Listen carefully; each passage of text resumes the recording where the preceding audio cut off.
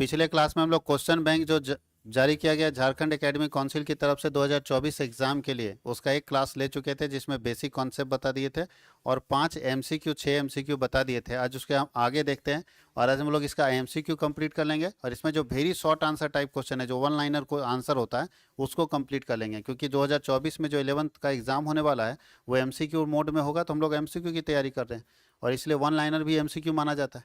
लेकिन जो लॉन्ग वाला और शॉर्ट वाला आंसर होगा उसको हमको पढ़ने की जरूरत नहीं है। वैसे अभी तक तो कोई नोटिफिकेशन इसके लिए आया नहीं, सिलेबस के लिए माना जा रहा है कि एमसीक्यू में ही एग्जाम होगा। तो 6 तक हम लोग देख चुके थे। 7 नंबर क्वेश्चन बोलता है अकाउंटिंग बिगिंस, अकाउंटिंग कब स्टार्ट होगा? जब बुक कीपिंग एंड होगा, बिजनेस ट्रांजेक्शन एंड होगा, अकाउंटेंसी एंड होगा या अकाउंटिंग पीरियड एंड होगा। तो आपको पहले बता दिया गया, हालांकि इसका पूरा अगर ये आपके पास है तो इसका पूरा आंसर नीचे दिया हुआ है। देखिए यहाँ पे आप अगर अपने पास रखते हैं तो इसका आंसर नीचे रहता है, तो आप पढ़ सकते हैं वहाँ से। कहाँ है? बहुत ज़्यादा क्वेश्चन है इसका मतलब है। बताइए इतना एमसीक्यू क्वेश्चन 75 क्वेश्चन अगर बच्चा कर लेगा, देखिए सबका आंसर दिया हुआ है यहाँ पे। तो अगर इतना क्वेश्चन आप कर लेते हैं तो इससे बाहर जाने का चांस नहीं बनता है। चलिए हम लोग अब देखते हैं क्या हम लोग का क्वेश्चन था। चलिए बताइए क्वेश्चन क्या बोल रहा है। हाँ, बुक कीपिंग अकाउंटिंग शुरू होता है जहाँ पे क्या होता है, तो ये प्रोसेस को समझोगे ना तो इससे एक क्वेश्चन ही खत्म होगा। मान लो इसका आंसर दे दिए, इसका होगा ये वाला आंसर बुक कीपिंग एंड्स। लेकिन सिर्फ एक क्वेश्चन जानने से आपको फायदा नहीं होगा, पूरा प्रोसेस समझिए। सबसे पहले होता है ट्रांजेक्शन। क्या होता है? SACTION होगा। ट्रांजेक्शन होता है। ट्रांजेक्शन के बाद क्या होता है? Book keeping. बुक कीपिंग को हम लोग दूसरे भाषा में जर्नल बोलते हैं। बुक कीपिंग को ही हम लोग क्या बोलते हैं? जो जर्नल बनाते हैं ना, इसका मतलब बुक कीपिंग कर रहे हैं हम। बुक कीपिंग को ही जर्नल बोलते हैं। जर्नल और बुक कीपिंग अलग अलग नहीं है। बुक कीपिंग के बाद क्या होता है? अकाउंटिंग। इसमें ledger, trial balances, final account सब आएगा।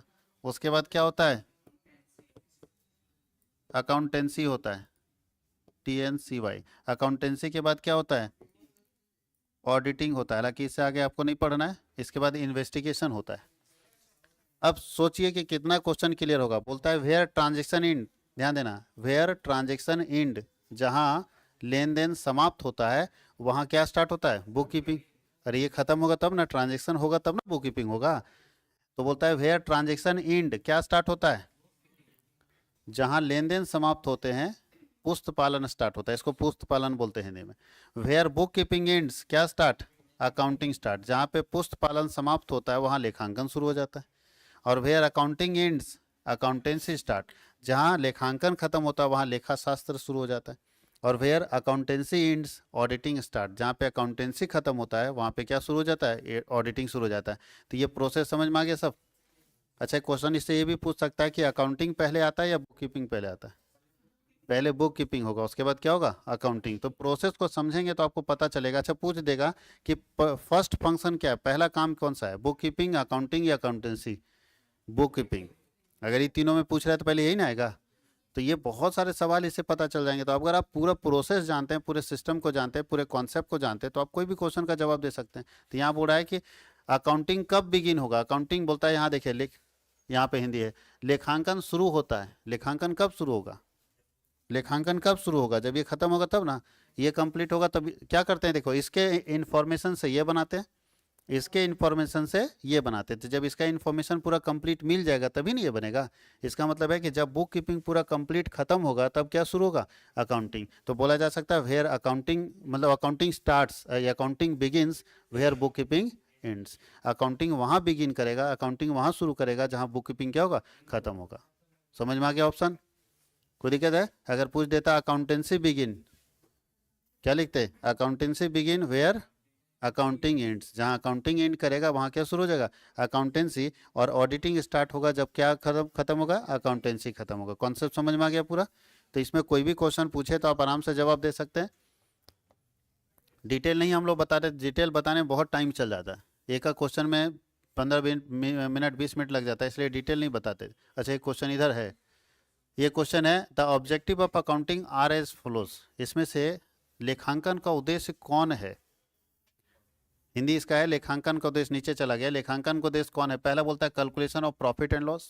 लेखांकन का उद्देश्य है लाभ हानि जानना। दूसरा है डिस्प्ले ऑफ बिजनेस स्टेटस, व्यवसाय की स्थिति का प्रदर्शन है। तीसरा है account providing information to various sections, मतलब बहुत सारे विभिन्न वर्गों के लिए सूचना उपलब्ध कराना अकाउंटिंग का काम है। अकाउंटिंग का उद्देश्य क्या है बताइए? बहुत सारे लोगों को सूचना देना, या लाभ हानि की जानकारी पता करना, या व्यवसाय की स्थिति का प्रदर्शन करना, या ऑल ऑफ दीज। तो अगर देखा जाए तो ऑल ऑफ दीज हम अकाउंटिंग करते हैं सारे उद्देश्यों को पूरा करने के लिए, तो इसका आंसर क्या होगा? D, all of these. हम अकाउंटिंग करते हैं ताकि हमको प्रॉफिट लॉस पता चल सके, हम अकाउंटिंग करते हैं ताकि हमको बिजनेस का सही पोजीशन पता चल सके कि एसेट कितना है, लायबिलिटी कितना है, कैपिटल कितना है। हम अकाउंटिंग करते हैं कि हमको बहुत सारे सोसाइटी के ऐसे सेक्शंस हैं जिनको जिनको अपने बारे में हमको बताना पड़ता है, जैसे कस्टमर को बताना पड़ता है, शेयर होल्डर को बताना पड़ता है, कंपनी के डायरेक्टर को बताना पड़ता है, सरकार को बताना पड़ता है, इन्वेस्टर को बताना पड़ता है, बैंक को बताना पड़ता है अपने बारे में।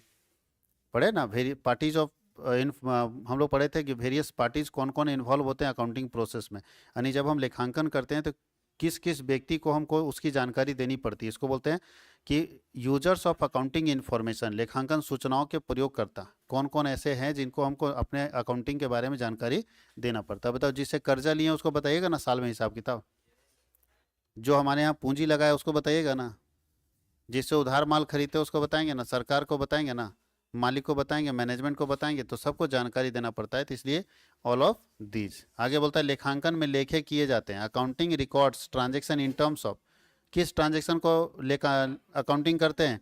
जो कॉमोडिटी में रहता है, जो मॉनेटरी यूनिट में रहता है, जो प्रोडक्शन यूनिट में रहता है, या जो कॉस्ट यूनिट में रहता है। अरे अकाउंटिंग जब भी करते हैं तो मौद्रिक लेन देन का ना करते हैं, यानी वैसे ट्रांजैक्शन का अकाउंटिंग करते हैं जिसको मुद्रा के रूप में मापा जा सकता है। ऐसे लेन देन का अकाउंटिंग करते हैं जिसको मुद्रा के रूप में मापा जा सकता है। जिसको मुद्रा के रूप में मापा नहीं जा सकता उसका अकाउंटिंग नहीं होता है। आगे लिखा है निम्नलिखित में से किसे लेखा पुस्तक में दर्ज नहीं किया जाता, यानी कौन इसमें लेन देन है जिसको हम बुक्स ऑफ अकाउंट्स में जर्नल नहीं बना सकते? कौन लेन देन है जिसका जर्नल नहीं बना सकते? सेल ऑफ गुड्स बनता है, बनाए तो हो। पेमेंट ऑफ सैलरी बनाए हो। क्वालिटी ऑफ एम्प्लॉई लेन देन है जी, एम्प्लॉय का क्वालिटी लेन देन है। और पेमेंट ऑफ रेंट उसका बनाया हो, लेकिन क्वालिटी ऑफ एम्प्लॉय लेन देन नहीं है, तो क्वालिटी ऑफ एम्प्लॉय का जर्नल नहीं बनेगा। ये तो पढ़ोगे तो ऐसे पकड़ लोगे कि कभी भी लेन देन हो ही नहीं सकता। कोई दिक्कत है? किसी के गुण के बारे में कोई लेन देन नहीं होता है। लेखांकन में निम्न गुणात्मक विशेषताओं का होना आवश्यक है। बोलता है accounting must have the following qualitative features. आपको पढ़ाएंगे होंगे क्वालिटेटिव फीचर्स ऑफ अकाउंटिंग, तो अकाउंटिंग का क्वालिटेटिव फीचर्स में रिलायबिलिटी होता है, रिलेवेंस होता है, कंपेरेबिलिटी होता है। तो इसका सही आंसर क्या होगा? All of these. इसके बाद एक और होता है अंडरस्टेबिलिटी, एक और है अंडरस्टेबिलिटी। ठीक है, समझने की क्षमता उसके अंदर होनी चाहिए। ये बता रहा है कि अच्छा अकाउंटिंग इन्फॉर्मेशन, एक अच्छा अकाउंटिंग के अंदर कौन कौन सी विशेषता होनी चाहिए। तो उसके अंदर विशेषता होनी चाहिए विश्वसनीयता। एक अच्छा अकाउंटिंग ऐसा होना चाहिए जो लोगों को विश्वास आसानी से लोग कर सके। एक अच्छा अकाउंटिंग वो होना चाहिए जो प्रासंगिक हो, आज के हिसाब से सही हो, रिलीवेंस हो। एक अच्छा अकाउंटिंग ऐसा होना चाहिए जिसको कंपेयर कर सके हम, इसलिए ऑल ऑफ दीज है। कहीं कोई दिक्कत है? अच्छा, लेखांकन सूचना के उपयोगकर्ता भी बता चुके हैं कि हम जो हिसाब किताब लिखते हैं उसको कौन यूज करता है, कौन उसको जानना चाहता है। तो कौन कौन जानना चाहता है? लेनदार जानना चाहता है, निवेशक जानना चाहता है। लेनदार को क्रेडिटर बोलते हैं, निवेशक को इन्वेस्टर बोलते हैं, ग्राहक को कस्टमर बोलते हैं, सब ने जानना चाहता है। तो क्या होगा? All of these. तो अकाउंटिंग इन्फॉर्मेशन के कौन कौन उपयोग करता है? सारे लोग हैं। लेनदार भी जानना चाहता है, ग्राहक भी जानना चाहता है, निवेशक भी जानना चाहता है, सरकार भी जानना चाहती है, मैनेजमेंट भी जानना चाहता है, मालिक भी जानना चाहता है, शेयर होल्डर। कोई दिक्कत है? तो ये सारे लोग ऑल ऑफ दीज हो गए। अच्छा, इसमें बता सकते हैं लेनदार, ग्राहक और निवेशक ये मेरे इंटरनल जो है या एक्सटर्नल उपयोग करता है? इंटरनल यूजर है या एक्सटर्नल यूजर है? इंटरनल मतलब जो कंपनी में बिजनेस के अंदर रहते हुए बिजनेस के बारे में जानना चाहता है उसको इंटरनल यूजर बोलते हैं, आंतरिक उपयोगकर्ता बोलते हैं। तो आंतरिक उपयोगकर्ता में 3 आता है, एक आता है ऑनर, एक आता है मैनेजमेंट, एक आता है एम्प्लॉई। एम्प्लॉई भी तो परमानेंट नेचर वाला जिसको सैलरी मिलता है, जो परमानेंट नेचर का, टेम्परेरी वाला नहीं। दूसरा, बाकी लोग जो है वो बाहर वाले थे, पर क्या कंपनी से इनका कोई लेन देन है? मतलब यही पैसा दिए बस, उससे ज़्यादा कुछ नहीं। तो ये बाहर वाले लोग हैं जो कंपनी के बारे में जानना चाहते हैं। जैसे कॉलेज का रिजल्ट होता है तो कॉलेज को लोग तो जानना ही चाहते हैं, उसका प्रिंसिपल जानना चाहता है, टीचर जानना चाहते हैं, लेकिन क्या कॉलेज वाले ही लोग जानना चाहते हैं या बाहर वाले लोग भी जानना चाहते हैं? तो बाहर वाले क्या है, इंटरनल यूजर है या एक्सटर्नल यूजर है? एक्सटर्नल, फिर भी वो जानना चाहते हैं क्योंकि उनका हो सकता है कि भविष्य में अपने बच्चे को इसी कॉलेज में पढ़ाने का प्लान बन रहा है। तो रिजल्ट देखेंगे तब ना, तो वो भी जानना चाहते हैं, वो भी आपसे पूछेंगे कैसा रिजल्ट रहा, कोई दिक्कत है।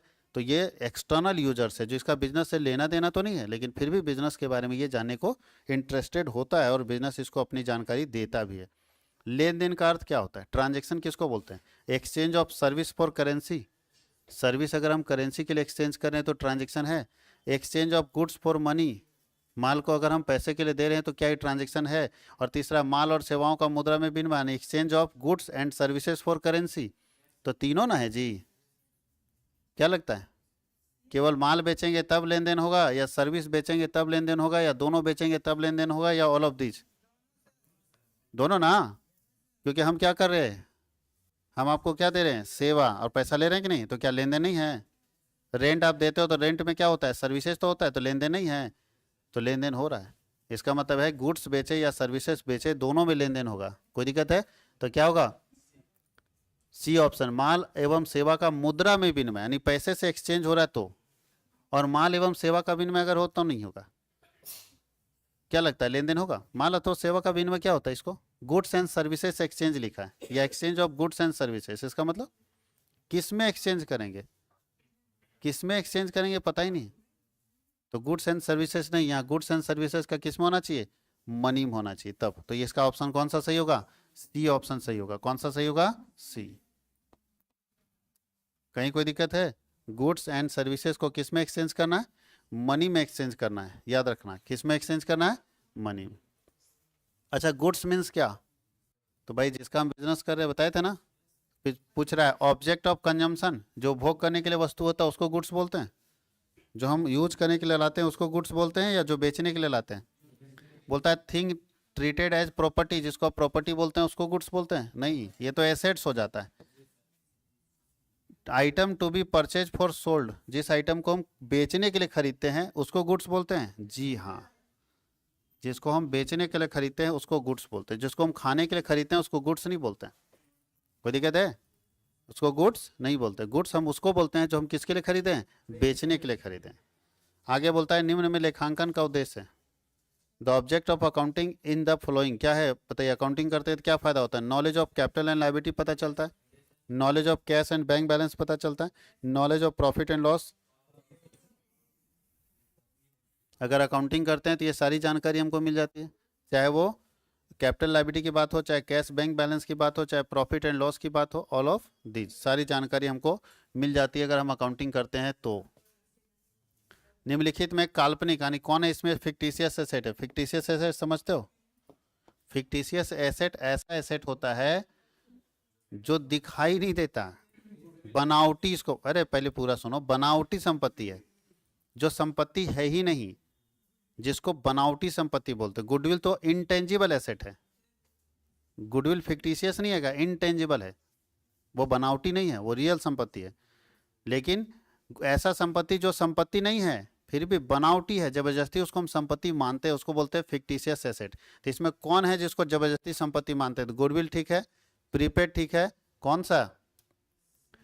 प्रीलिमिनरी एक्सपेंसेस, इसको संपत्ति माना जाता है।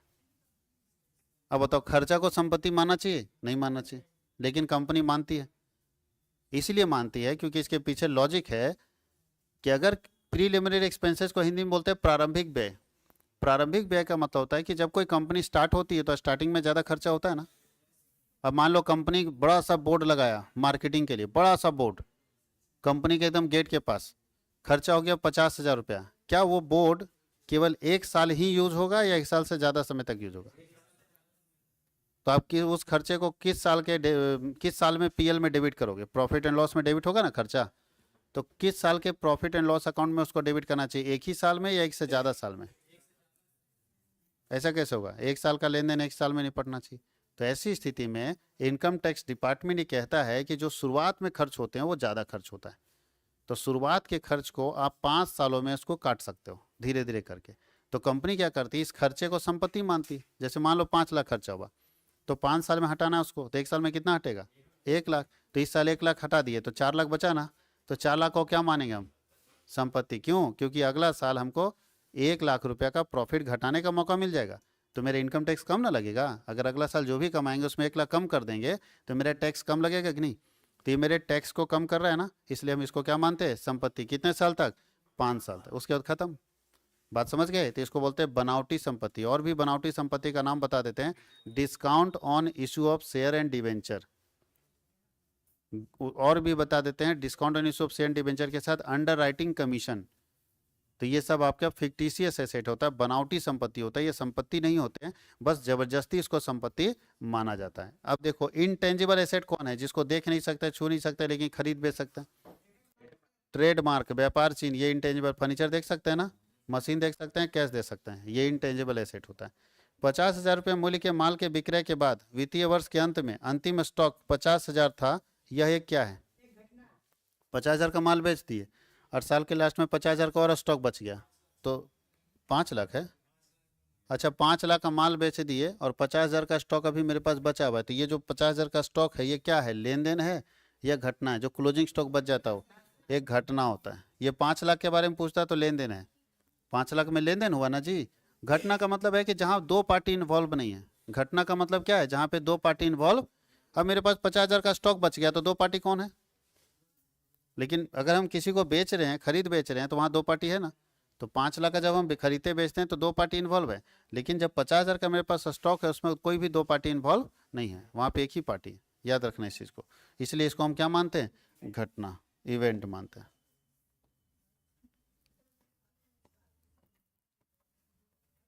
चलिए यहाँ से चलते हैं। बोलता है निम्नलिखित में कौन जो है वो चल दायित्व है। चल दायित्व मतलब कौन करेंट लायबिलिटी है, बताइए कौन है इसमें जो करेंट लायबिलिटी है? तो creditor, bank overdraft, unearned income और all of these. All of these, ये तीनों चारों।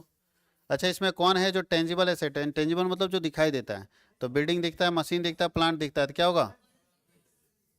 इसमें बोला है फिक्स एसेट इंक्लूड, इसमें कौन फिक्स एसेट है? फर्नीचर। ये करेंट एसेट है, करेंट एसेट है, करेंट एसेट है। कहीं कोई दिक्कत है? अब ये सब क्वेश्चन तो आसानी से किया जा सकता है ना, ये सब क्वेश्चन को आसानी से आपको बनाना चाहिए। बताओ, इसमें बोला लेखांकन सूचनाओं को उपयोगकर्ता कौन है? कौन है जो अकाउंटिंग इंफॉर्मेशन के यूजर्स हैं? अच्छा, नहीं है लिखा, कौन नहीं है पूछ रहा है। यानी किसको जानकारी नहीं देना पड़ता है? तो क्रेडिटर को जानकारी देना पड़ता है, कस्टमर को देना पड़ता है, गवर्नमेंट को देना पड़ता है, माइनर को नहीं देना पड़ता। माइनर कौन होता है? हिंदी में उसको अवयस्क बोलते हैं। कौन होता है माइनर? वह बच्चा है या वह पर्सन है जो 18 साल से क्या होता है, कम उम्र का होता है। 18 साल से अंडर 18 जो है, 18 साल से कम उम्र का अगर आप लोग हो तो आप लोग माइनर कहलाओगे और आपके पास कोई पावर नहीं है। और जैसे आप 18 प्लस हो जाते हो, आप मेजर पर्सन कहलाते हो और आपके पास सारे पावर आ जाते हैं। एग्रीमेंट करने का पावर, नौकरी करने का पावर, वोट देने का पावर, शादी विवाह करने का पावर, सब पावर आ जाता है। अभी कोई पावर नहीं, अभी कुछ भी करोगे तो फंस जाओगे। ना आप नौकरी कर सकते हो, ना आप किसी के साथ एग्रीमेंट कॉन्ट्रैक्ट कर सकते हो, ना आप वोट दे सकते हो, ना शादी विवाह कर सकते हो। कोई पावर अभी आपके पास नहीं, क्योंकि आप कौन से पर्सन है, माइनर पर्सन है। और मेजर पर्सन होने के बाद सारा पावर आ जाता है। तो माइनर यहाँ पे कोई व्यक्ति नहीं होगा।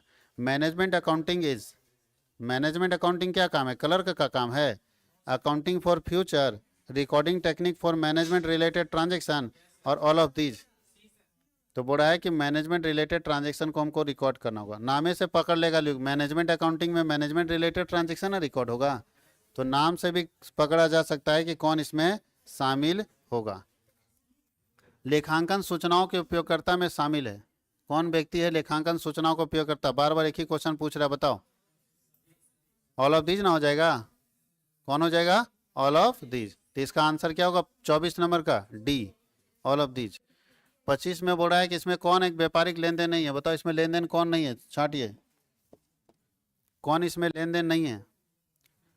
Which of the following is not a business transaction? About a computer for business. Computer खरीदेंगे बिजनेस के लिए तो लेन देन हुआ ना। सैलरी पेड टू एम्प्लॉय, ये भी लेन देन हुआ। Bought a bicycle for son with business money, business के पैसे से अगर हम अपने बेटे के लिए साइकिल खरीदते हैं तो क्या यह बिजनेस का लेन देन है? नहीं, ये तो पर्सनल ना, ड्राइंग ना वाला केस हो गया ना। निम्नलिखित में कौन चल संपत्ति, इसमें कौन करेंट एसेट है? बताओ। तो प्रीपेड, कैश और बिल्स तीनों करेंट एसेट है। तीनों का तीनों क्या है? करेंट एसेट है। तो क्या आंसर होगा? All of this. कहीं कोई दिक्कत है? आसानी से किया जा सकता है इसको, बहुत ही मज़ेदार है। चलिए कुछ और क्वेश्चन कर लेते हैं हम लोग। जो बच्चा पढ़ा है उसको मज़ा आएगा, और नहीं पढ़ा है उसको सज़ा मिलेगा। वो रटेगा कि हाँ हाँ इसका यही होगा, बी वाला होगा। कैसे बी वाला होगा भगवान जाने। कुछ तो ऐसे महानुभाव हैं कि रट्टा मार जाते हैं। उसको अगर पूछ दो कि क्वेश्चन बैंक का 27 नंबर, तो बोलता है सर 27 का बी वाला होगा। बोला क्या लिखा है बी वाला में, तो उसको पता नहीं है, लेकिन 27 का आ गया तो बी होगा तो होगा। तो ऐसे भी महानुभाव है। तो ऐसा मत याद करना 27 का बी। 27 में क्वेश्चन क्या है, ऑप्शन क्या है, पता होना चाहिए ना। तो थोड़ा ध्यान दीजिएगा। In which branch of accounting is the production cost of goods and services produce by a business determined. बोलता है लेखांकन की कौन सी शाखा है जिसमें व्यवसाय द्वारा उत्पादित वस्तुओं और सेवाओं की उत्पादन लागत को ज्ञात किया जाता है। तो कॉस्ट अकाउंटिंग में उत्पादन लागत ज्ञात होता है। कहाँ पे होता है? Cost accounting. कोई दिक्कत किसी को क्या? अच्छा 27 का भी सही बोले, ठीक बोलता है, अंदाज बोल दिए 27 का भी सही हो गया। चलो ठीक है। कहीं कोई दिक्कत है? Cost accounting. फाइनेंशियल अकाउंटिंग में क्या होता है? फिर से सुनना। जो बिजनेसमैन जो बिजनेसमैन ट्रेडिंग नेचर का होता है, जो सामान खरीदता और बेचता है, वो अपने यहाँ कौन सा अकाउंटिंग करता है? Financial account. जो प्रोडक्शन नेचर का होता है, जिसके यहाँ सामान बनाया जाता है, वो अपने यहाँ कौन सा अकाउंटिंग करता है? और जो सर्विसेज प्रोवाइड करता है वो अपने यहाँ कौन सा अकाउंटिंग करता है? और टैक्स अकाउंटिंग सरकार करती है, टैक्स का हिसाब किताब जानने के लिए। Internal user of accounting information are. इसमें चारों में कौन ऐसा है जो आंतरिक यूजर है? 3 ही बताए थे आंतरिक यूजर। पहला ऑनर, दूसरा मैनेजमेंट और तीसरा एम्प्लॉय। किसका है देखो तो? मैनेजर। 3 ही ना था? तो 3 ही तो है। 3 चीज में से क्रेडिटर मेरा एक्सटर्नल है, कस्टमर एक्सटर्नल है, ऑल ऑफ दीज होगा नहीं, मैनेजर। निम्नलिखित में से किसे व्यापार की भाषा कहा जाता है? बोलता है which of the following is called a language of business. किसको लैंग्वेज ऑफ बिजनेस बोलते हैं? अकाउंटिंग को। अकाउंटिंग मतलब लेखांकन। Accounting is the language of business. Accounting is the language of business. कहीं कोई दिक्कत है? Accounting is the language of business. अब बताओ, आगे पूछ रहा है यहाँ पे कि which of the following is current liability. इसमें कौन करेंट लायबिलिटी है? कैपिटल करेंट लायबिलिटी है? नहीं। मॉर्गेज लोन करेंट लायबिलिटी नहीं है। कौन करेंट लायबिलिटी है? Bank overdraft. निम्न में से कौन सी अस्थायी पूंजी नहीं है? बोलता है which of the following is not fix asset. इसमें कौन फिक्स एसेट नहीं है? तो फर्नीचर फिक्स एसेट है, लैंड फिक्स एसेट है, मशीनरी फिक्स एसेट है। कौन नहीं है? कैश नहीं है। निम्न में से कौन व्यय नहीं है? इसमें कौन खर्चा नहीं मानेंगे? तो रेंट खर्चा है, सैलरी खर्चा है, डिस्काउंट पेड खर्चा है, लेकिन ड्राइंग खर्चा नहीं है। ड्राइंग का मतलब होता है पैसा बिजनेस से, मगर बिजनेस का मालिक बिजनेस से अपने यूज के लिए, अपने प्रयोग के लिए बिजनेस से पैसा निकालता है, तो उसको हम लोग क्या बोलते हैं? ड्राइंग। ड्राइंग को हिंदी में बोलते हैं आहरण। क्या बोलते हैं? आहरण। आगे है कि निम्न में से कौन सी अस्थायी संपत्ति है? इसमें कौन अस्थायी संपत्ति है? Fix asset. तो फर्नीचर फिक्स एसेट है। बाकी ये करंट एसेट है तीनों। ये तीनों कौन सा एसेट है? करंट है। करंट एसेट का मतलब ऐसा एसेट जो 1 साल के अंदर हमारे पास रहता है, 1 साल के अंदर हम उसको यूज कर लेते हैं या उसको बेच देते हैं। और फिक्स एसेट ऐसा एसेट होगा जो हम बिजनेस को चलाने के लिए खरीदते हैं, जो 1 साल से ज़्यादा समय तक मेरे पास रहता है। Which of the following is not an income. इसमें कौन इनकम नहीं है?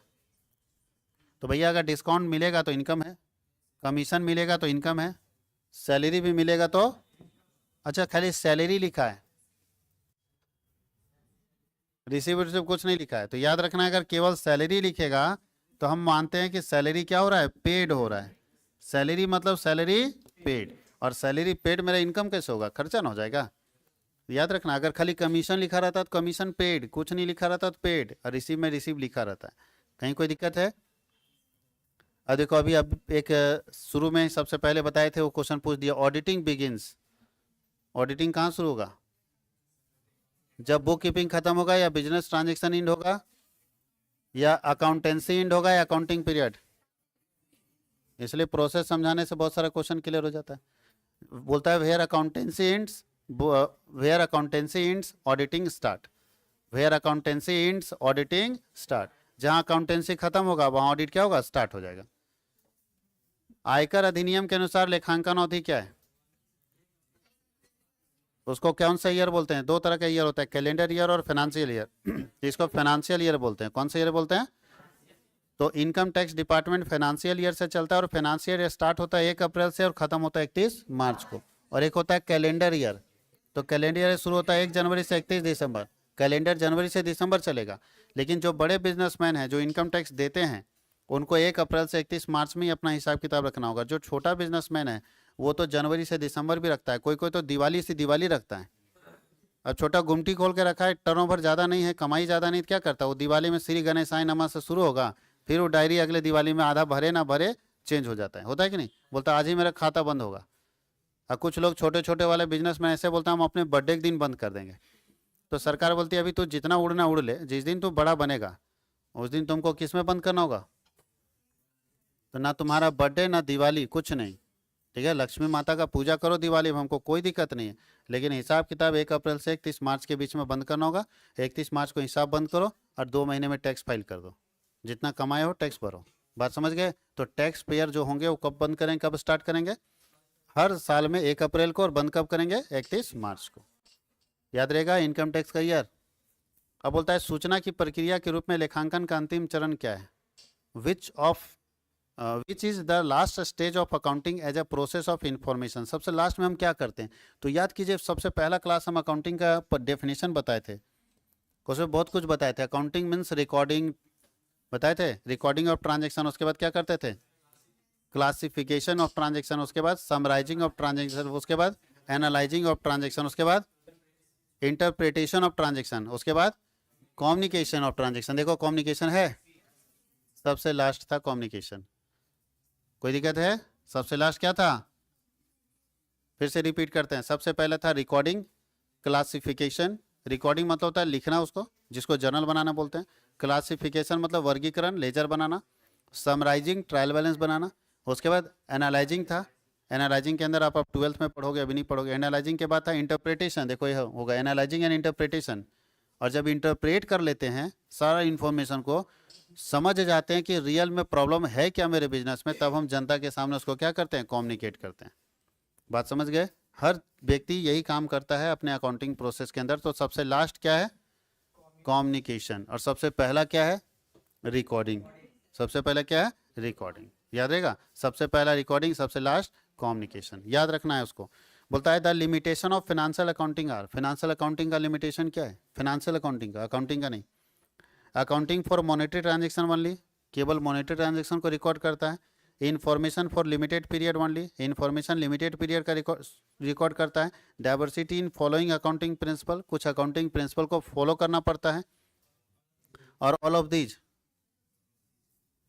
तीनों समस्या है फाइनेंशियल अकाउंटिंग का। फाइनेंशियल अकाउंटिंग का प्रॉब्लम तीनों का तीनों है। अब 39 नंबर क्वेश्चन देखिए क्या है। बोलता है basic function of financial accounting is. Financial accounting का बेसिक फंक्शन क्या है? रिकॉर्ड ऑल बिजनेस ट्रांजेक्शन, ये ठीक है।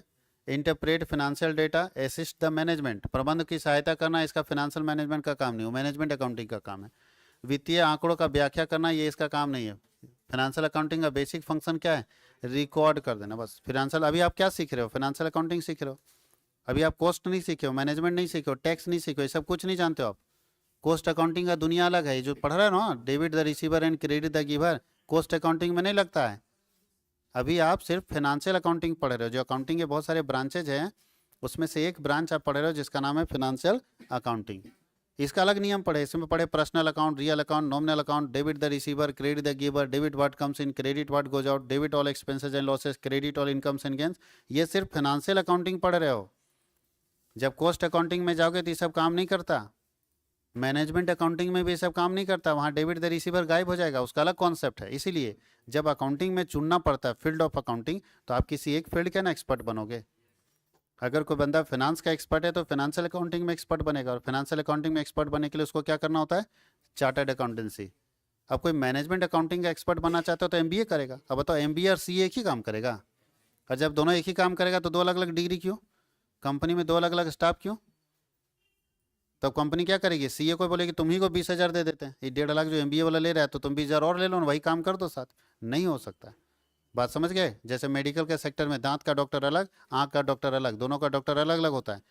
ऐसा नहीं गए आंख दिखाने या दांत दिखाने और उसको बोले कि सर जब डॉक्टर है ये हैं आप, तो मेरा आंख भी देख लीजिए, और ऐसा देखा कि जीवन में कभी दिखाई नहीं दिया, क्योंकि आप गलत आदमी के संपर्क में आ गए। अब तुमको लगा कि सर डॉक्टर ना था, हम तो सही आदमी दिखा दिए, नहीं, अलग अलग हो सकता है। इसलिए हर फील्ड का खिलाड़ी अलग होता है। अभी आप सिर्फ फिनेंशियल अकाउंटिंग सीख रहे हैं, यानी अकाउंटिंग का ABCD सीख रहे हैं। अभी अभी दुनिया बहुत बड़ी है, जब इसमें घुस जाओगे ना तो पैसे की कोई कमी नहीं है, बट घुसना होगा, एक फील्ड का मास्टर बनना,